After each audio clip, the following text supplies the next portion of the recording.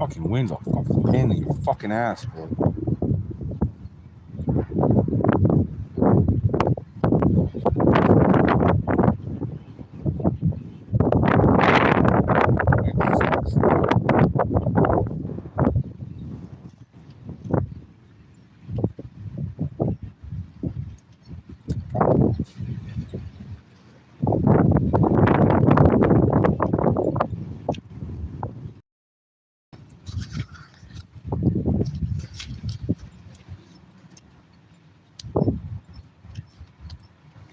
Stupid cunts.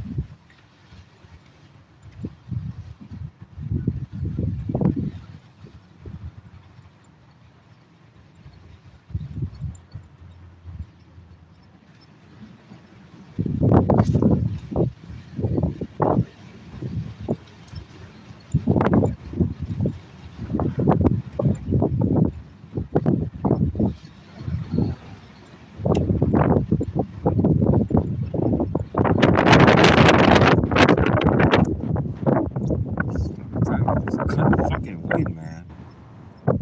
One day, fucking one second blowing that fucking way, the next second blowing this fucking way. Fucking winds up. Shit, I fucking hate the weather up here, bro. I cannot wait to go back home, dog. Fucking Central Nevada shit's fucking trash, dude. Fuck this shit up here. Fucking whole goddamn fucking shit's barren as fuck, man, including the people. Horrible. I want to get the fuck out this shithole, man. Back home to fucking civilization, dog. I'm sick of this shit up here, man. And nowhere to fucking sit. Goddamn fucking winds everywhere.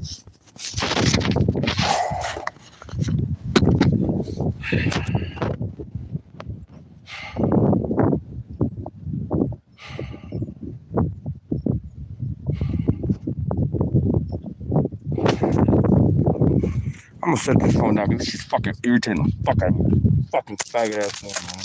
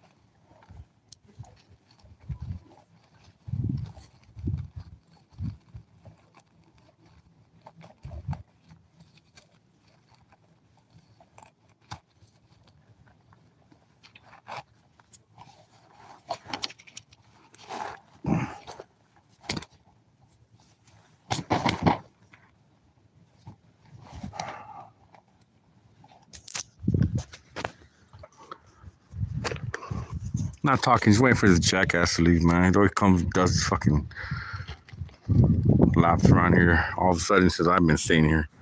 You know. So I'm not talking. It's just gonna be a view. His stupid jackass leaves and go.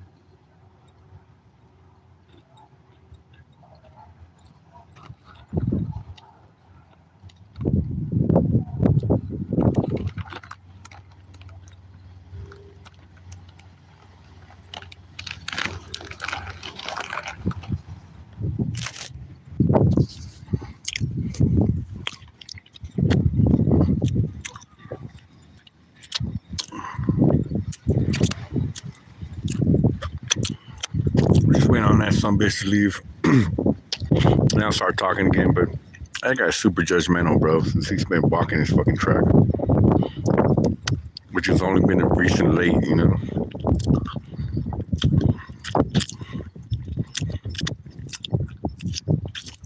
This whole town's demonic.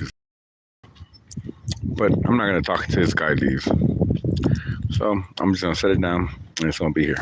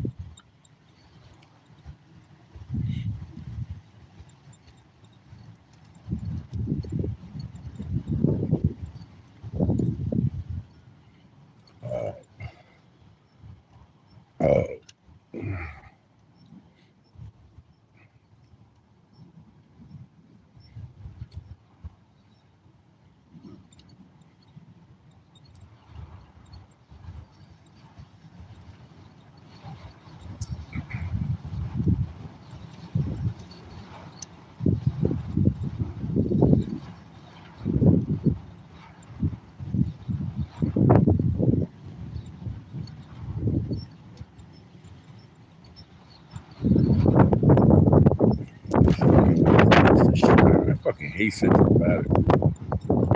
Fuck this shit out here, man. Can't wait to go back home, bro. Don't put this punk shit out here no more, bro.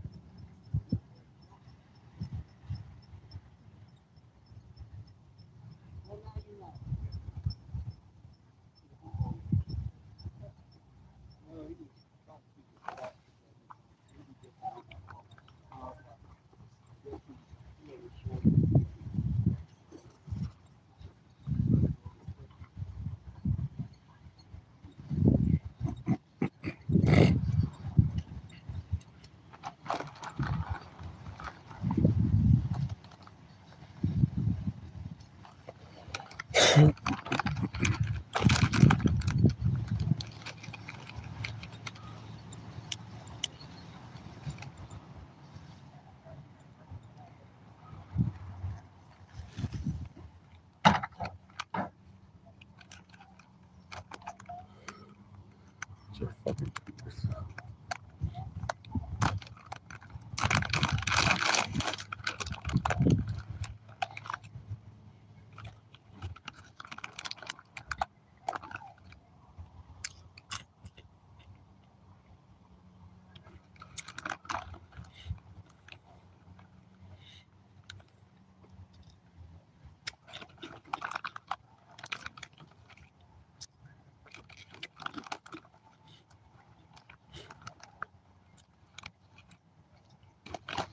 nigga, is this shit serious?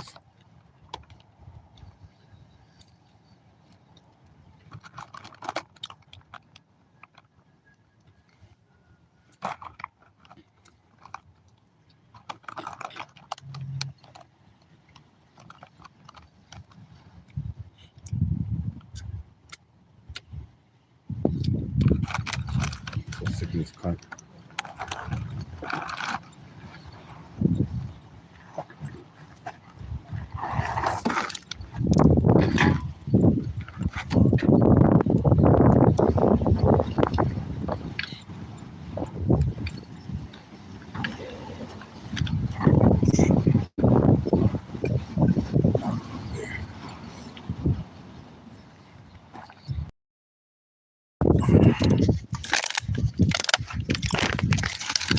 I swear, man.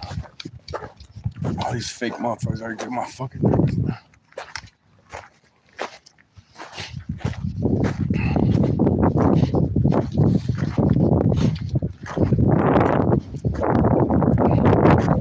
Oh, man, he's in the truck today. Oh.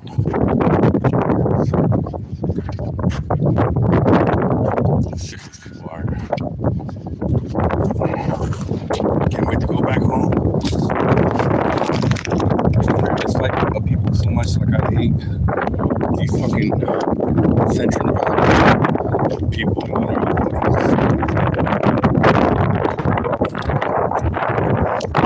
Hey, decent human being rather than myself.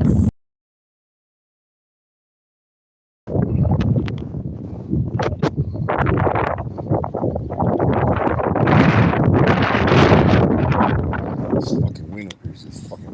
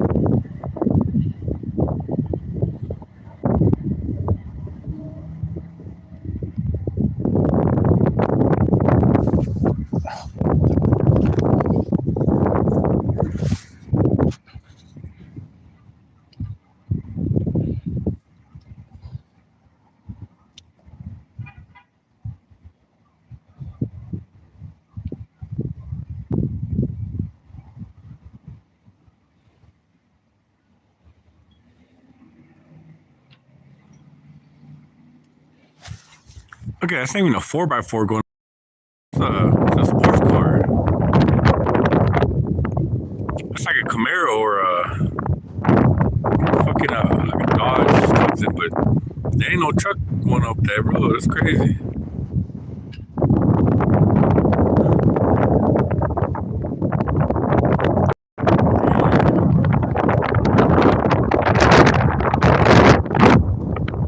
Badass looking up there, though. I'd be going over that last house with all the trees.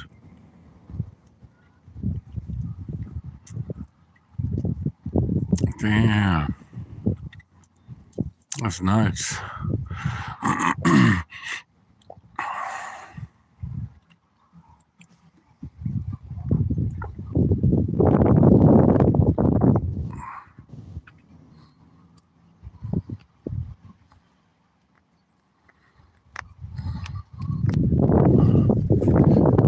Alright, jackass finally left. I know it's a public park, but like, god damn, dude. Like, I'm telling you, I've been living here since March. I've never seen anyone walk this track, you know, let alone around this time. And I would always be out here. I would never see anybody doing laps. The maintenance guys would never take care of this place, you know, never. It was dilapidated as shit when I got here. But it's like now that I am like staying here, all of a sudden, jobs, you know, all of a sudden, people are health conscious and walking laps. Okay.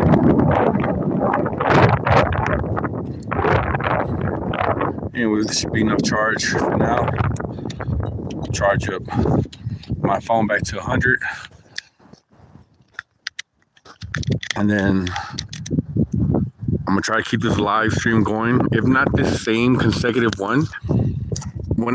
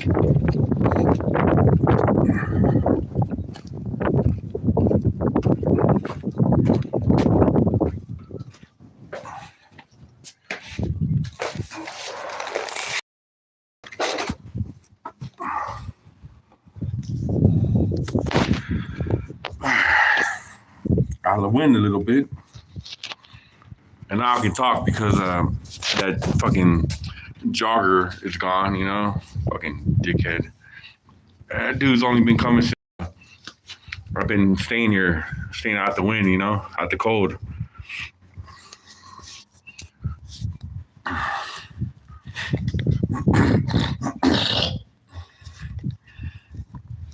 But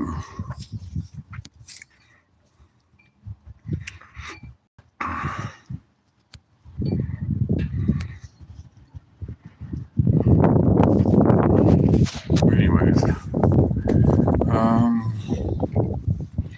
I'll go back in there later. I've been in there all night, staying out of the wind, out of the cold, so I don't want to be in there right now. The situation feels dismal when you're in there. It feels worse, you know? Even though you're trying to keep cold and whatnot, keep warm. It just sucks being in there. Feels like a fucking dungeon.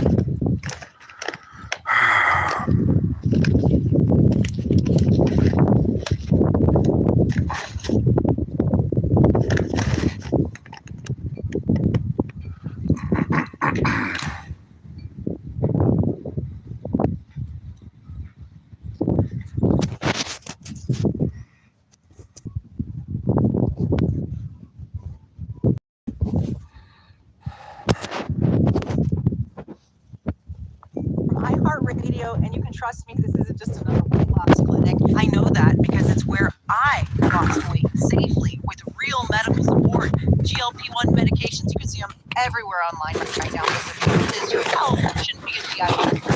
Ordering these eggs without professional guidance, it can lead to no oversight and serious risks. At Medi Weight Loss, I got the same medication, but with a customized plan. Weekly check-ins and a licensed physician guiding me every step of the way. And the cost? The same as those risky online options. Tucson, your moment is here. You're ready to take control, feel better, and move in. Get started and see real results. Call or visit MediWeightLoss.com to learn more and book your free consultation today. That's MediWeightLoss.com.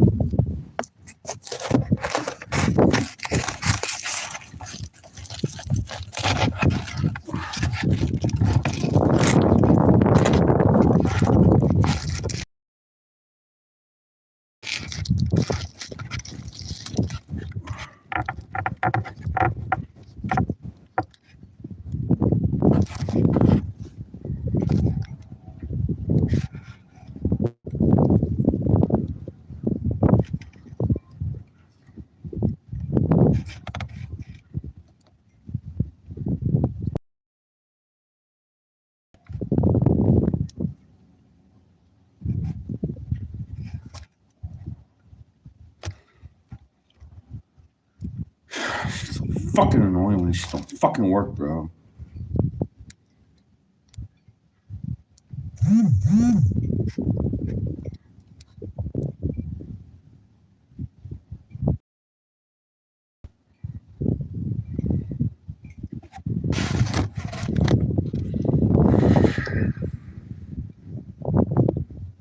Oh, it's so fucking irritating, dude.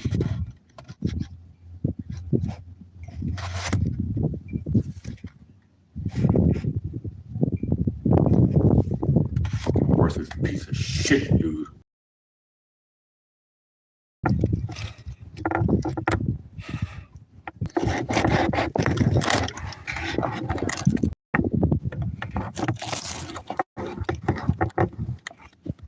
Fucking worthless piece of shit.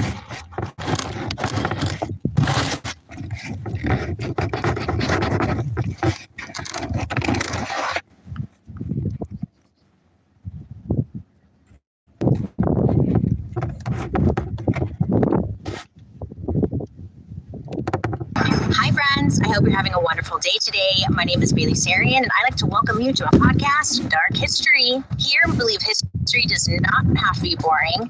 It might be tragic, sometimes it's happy, but either way, it's our dark history. Now, before we get into it, don't forget to like and subscribe. I'm always posting new content. And let me know what you think down below in the comment section, because I love hearing from you, and I read comments at the end. Now, let's get into it. Yes, I am committing to these myths, okay? Let me live. There's a lot going on. We got aliens, okay. So, maybe, yes, we've all heard about the Bermuda Triangle, right? Listen, we actually did a dark history episode about it. I'll link it down below if you, wanna listen. But today, talking about a different triangle. Oh yes, there's more than one. And this one is much further north, much colder, and much more suspicious.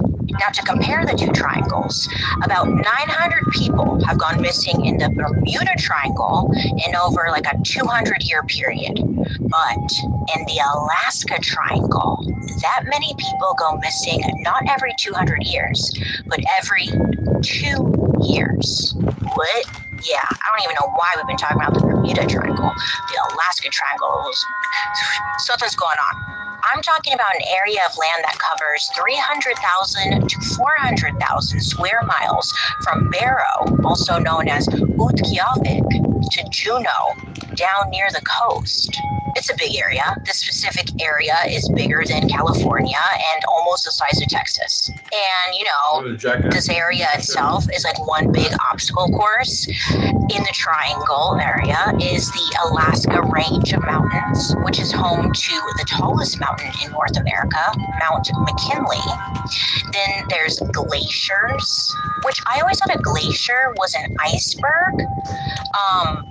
Something that like lives in water, but no, I was so wrong. A glacier is like a slow moving river of ice that moves on land. I know, under their own weight, and pull rocks and like anything else into it, like cold quicksand. It's crazy. And then like on top of like the moving ice and the mountains and all that, there's avalanches, the snow, and then you can also like run into swamps and bogs. And in all of those animals just waiting to eat you, Now, because of all this, it makes sense that the disappearance rate in this Alaska Triangle is more than double the national average. It's not somewhere you really want to go missing, because you're going to be hard to find, okay? But that's exactly what happened to the Douglas. Do you ever scroll through online reviews like it's your full-time job? Because, say, one time I was looking for a blender, so I'm reading all the reviews, and one of them was like, this thing blends like it's bad at my smoothie.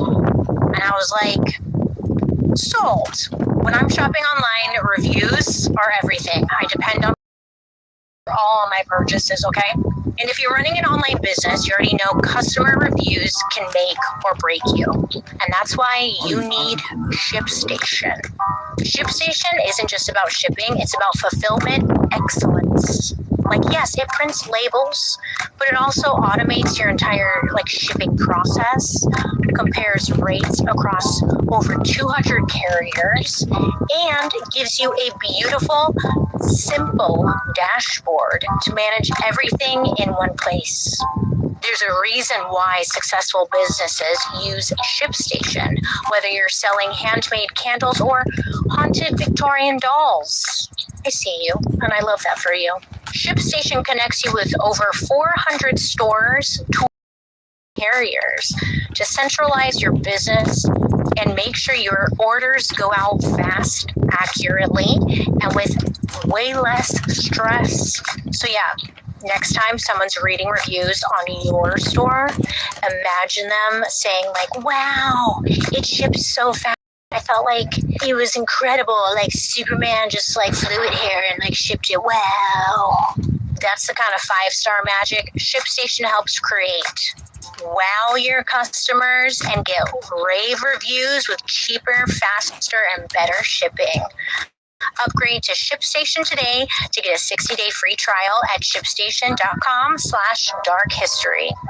Credit card or contract required, and you can cancel anytime. That's shipstation.com/darkhistory. So it's January 26, 1950. Everyone in the United States was living in a state of constant paranoia because of something called the Cold War. Brr. I'm not going to get into the weeds of the Cold War in this episode, but basically, this is when the Soviet Union and the US were in a standoff because they both knew that they had nuclear weapons, and everyone was freaked out that at any second, like, someone was going to drop a nuke. There you go. There's the quick little TLDR. Now, Alaska was the only thing between the US and Russia, which back then was called the Soviet Union, okay? So at one time, Alaska belonged to Russia, okay? And then in 1867, America, USA, they bought Alaska for $7.2 million from Russia. And this was called the Alaska Purchase in 1867, which to me was like, well, why'd they want Alaska so bad? There must be something going on there. But whatever, we bought it, so it was ours. Since there was just like a tiny sliver of ocean separating Alaska from the Soviet Union, Alaska basically became like a watchtower. So the military started building air bases, radar stations, and early warning systems in Alaska that would warn us in case there was a Soviet attack coming over the Arctic. So there were a lot of like US military planes flying like all over Alaska in the 1950s. And one of them was a C-54 Skymaster called the Douglas. Now this was a big military workhorse plane. It had 4 engines and it was just a big old flying tank. Now I'm talking big. It was 117 feet across and 94 feet long.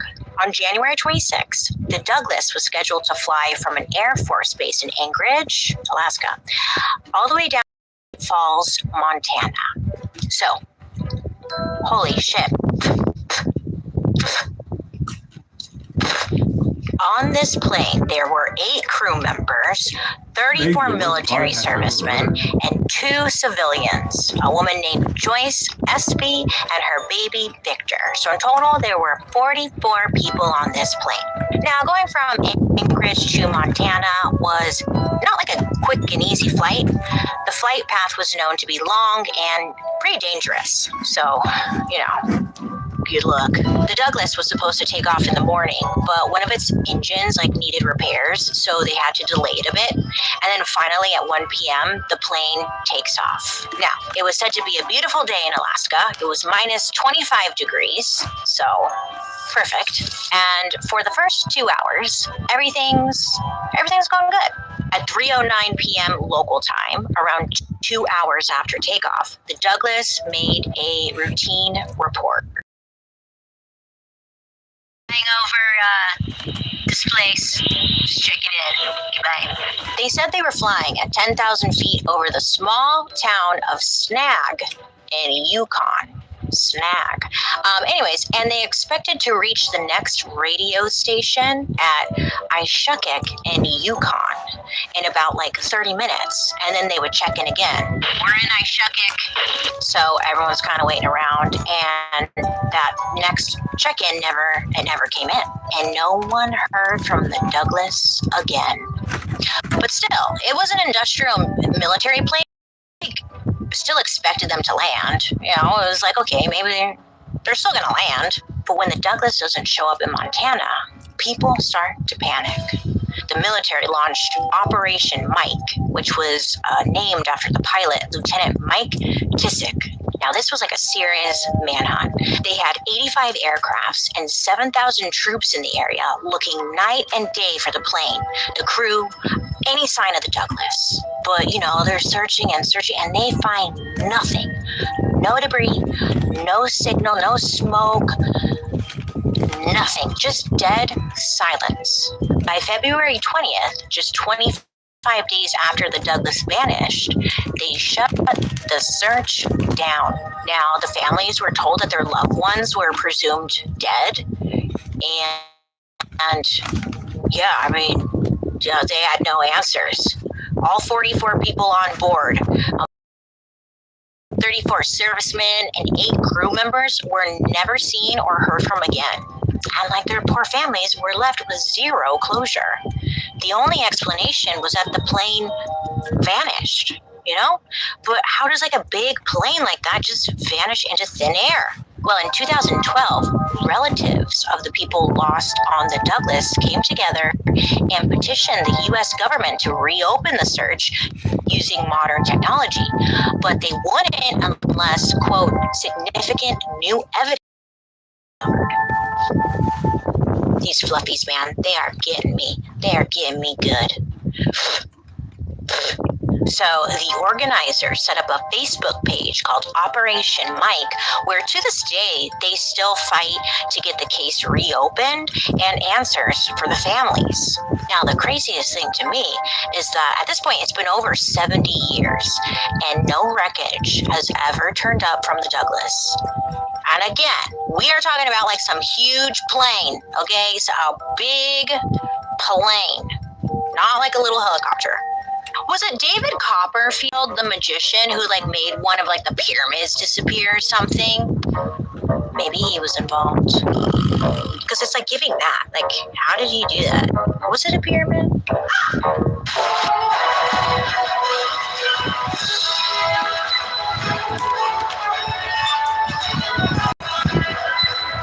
I swear it's a pyramid. Whatever. It's giving David Copperfield, right? Like, where did it go? I don't know. Look, of course, everyone has their theories. Some say the Douglas crashed into like a frozen lake and then sank, which is possible, except none of the lakes in question are, they're not very deep, okay? And most likely, something would have like flowed up by now. Now, another theory is that it went off course and it crashed into the ocean. But, you know, many say like the weather was clear that day, so fly off course. And if they did, how come there was no like distress call? Sure, the plane had a repair done before flying, but even if one of the engines started acting up mid-flight, there were 3 other engines to take over. And again, there was like no distress call. But then, not even 2 weeks after the Douglas disappeared, another plane went down in the triangle. So listen, if you're looking for something truly spooky this Halloween season, like the kind of scary where you step in, then you have to check out Dark Harbor This podcast is garbage. Queen Mary. It's back and it's absolutely terrifying. We're talking new haunted mazes that go through the actual Queen Mary ship, immersive add-on experiences, delicious. That shit sucks. That was a shitty podcast. That's why I don't like fucking live streaming, because I can't watch shit. I can't sit here and watch a movie or something. The only device I have. Yeah, so I'm done streaming. Look at my videos if you fucking want to see my shit. If not, go fuck yourself.